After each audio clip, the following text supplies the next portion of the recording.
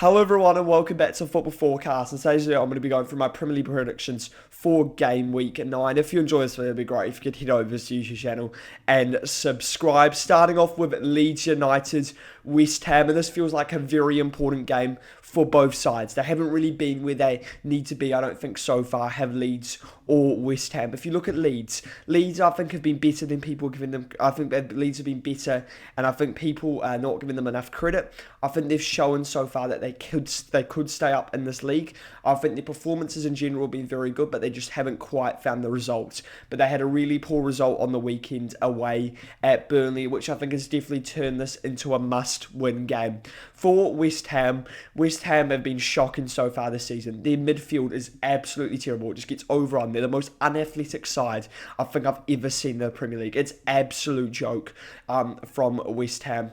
And look, I don't think it matters who you're going to manage right now. There's going to be problems. Nuno's a very good manager, but I don't think he can sort that out immediately.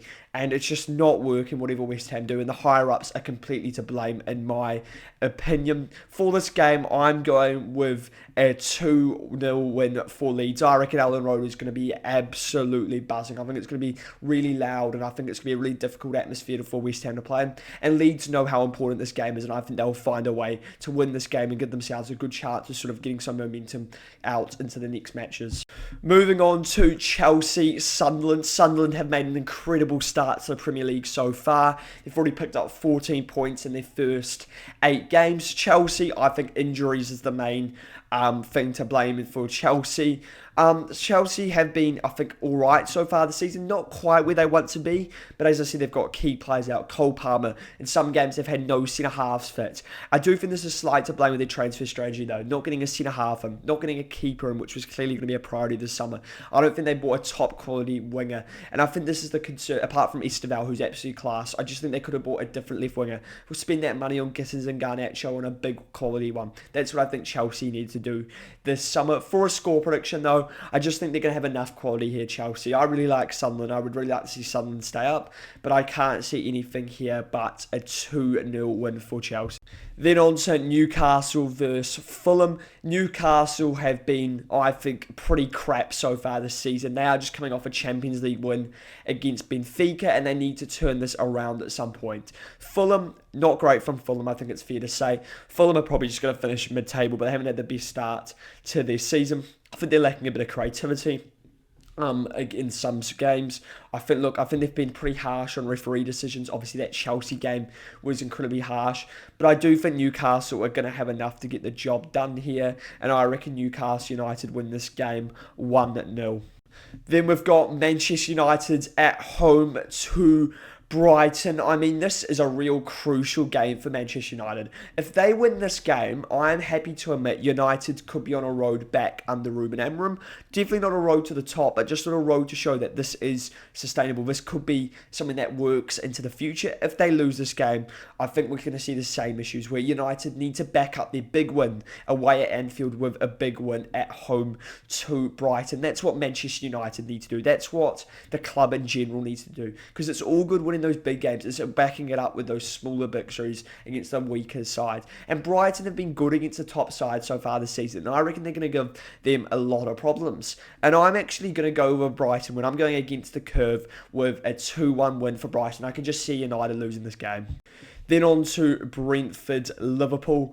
And I mean, this is interesting. If I'm being honest with this game, I'm not confident as a Liverpool fan. I'm really not feeling well of going to this game. This is recorded before the Frankfurt game, so this is sort of changing my prediction to an extent.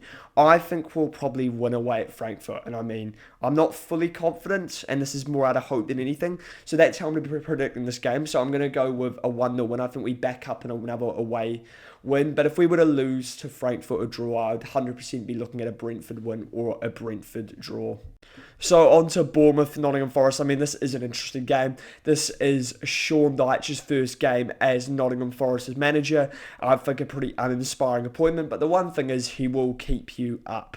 Now, looking at Bournemouth have had a fabulous start to the season. They do concede goals though, but I do think under a manager like Sean Dyche, Forest aren't going to offer as much threat. They're going to be very much playing the counter-attack. Bournemouth are going to be the side that will be more the attacking unit you'd expect. And I think the key thing for Bournemouth is to score that first goal, and I think they will. And I think Bournemouth will have quite a comfortable win here, and I think Bournemouth will win 3-1.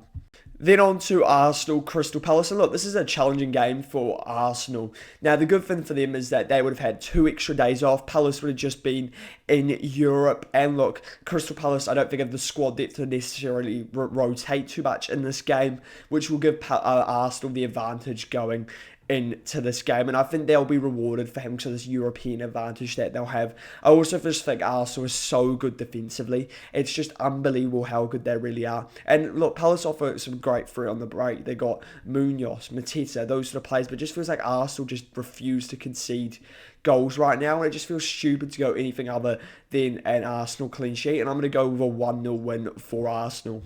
Then on to Villa, Manchester City. Villa have started to turn their season around. It feels like last 5 games they've won all 5. Doesn't necessarily mean they've played well though in any of those 5 really. I think they've played well in a couple of games maximum, and I'm still not that convinced by Aston Villa. I do think their run is going to end here. Why? Because Manchester City have quality. They have Erling Haaland, who's I think in his best form of his life right now. You look at the Villa side, and if you watch the Spurs game, you'd wonder how they got 3 points in that game. Look, they found a way to win, which is important, but against top quality opposition, I think they're really going to struggle. Look, Villa Park, tough place to go, but I think City are playing them at the right time despite that winning streak. And for that reason, I'm going to go with a 3-1 win for Manchester City. This is an incredibly important game down the bottom between Wolverhampton Wanderers and Burnley. Absolute must win for Wolves. For Burnley, I think if they get a point here, it's a decent result. But I think for both sides, they should be going into this game. We need to win. Burnley, I think, are excellent against these lower sides. And I think we might see this again. Wolves, I mean, they're just in a pit of absolute shame, struggle. There's something wrong with the club. Their transfer strategy at the summer was so poor. And I do think Vitor Pereira is about to go. But it's the transfer strategy of let's sell Cunha, let's sell Nori, and then let's just hope that we can replace them with players without sort of bringing enough quality. And they do this every summer. And often they sort of get bailed out by January. I'm less convinced now that they will bail them out. And I do think Burnley are actually going to win this game. I'm going to go with a 1-0 win for Burnley.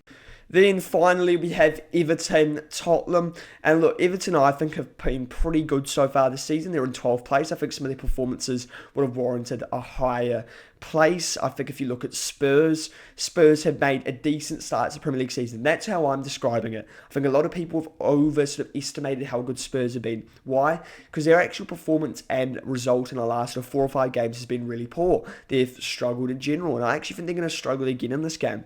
Everton will have Jack Grealish back. They wouldn't have played an extra game like Spurs have to play. Iliman Ndiaye is playing well. I think Everton as a side have the potential to cause Spurs a lot of problems, and I think they will. And I think Everton are going to win this game 2-1. Let me know your score predictions for all of these games. Which prediction do you think I'm going to get right? Which prediction do you think I'm going to get wrong? And if you enjoyed this, it would be great if you could head over to the YouTube channel and subscribe.